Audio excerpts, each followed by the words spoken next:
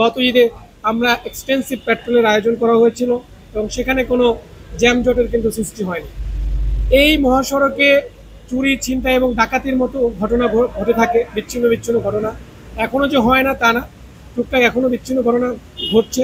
But আপনারা জানবেন যে গত ঈদের সময় আমরা যখন আমাদের এই পেট্রোল কার্যক্রমটা বৃদ্ধি করেছিলাম, গত ঈদের ওই পার্টিকুলার ছুটির টাইমে কিন্তু কোনো রকমের ডাকাতির ঘটনা ঘটেনি। আমরা এই লক্ষ্যেই যাতে নির্বিঘ্নে এই মানুষগুলো শহরের মানুষগুলো যাতে তাদের গ্রামের বাড়িতে আনন্দের সাথে উদযাপন করতে যেতে পারে, সে লক্ষ্যেই আমাদের এই অ্যাগ্রেসিভ পেট্রোল বা এক্সটেন্সিভ পেট্রোলের আয়োজন করা হয়েছে। এইটা আমরা আমাদের এই পেট্রোল কার্যক্রমটা 3টা পর্বে ভাগ করেছি, যেটা হচ্ছে ঈদের পূর্বে, যেটা অলরেডি শুরু হয়ে গেছে, আপনারা দেখেছেন। এখানে আমরা আমাদের টহল কার্যক্রম রাস্তার উভয় পার্শ্বেই আমাদের টহল কার্যক্রম থাকবে। আমাদের বিভিন্ন পয়েন্টে পয়েন্টে গুরুত্বপূর্ণ স্থানে আমরা চেক পয়েন্ট এস্টাবলিশ করছি।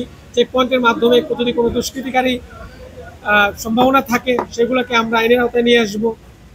এরপর আমাদের ঈদের দিনও যাতে মানুষ সবাই যেন শান্তিতে ঈদ উদযাপন করতে পারে, ঈদের দিনকে কেন্দ্র করে আমাদের প্ল্যান করা হয়েছে এবং ঈদের পরে আবার যেন তারা সুন্দরভাবে তারা শহরে ফিরে আসতে পারে তাদের যার যার কর্মস্থলে, সে লক্ষ্যে আমাদের এই কার্যক্রম চলমান থাকে।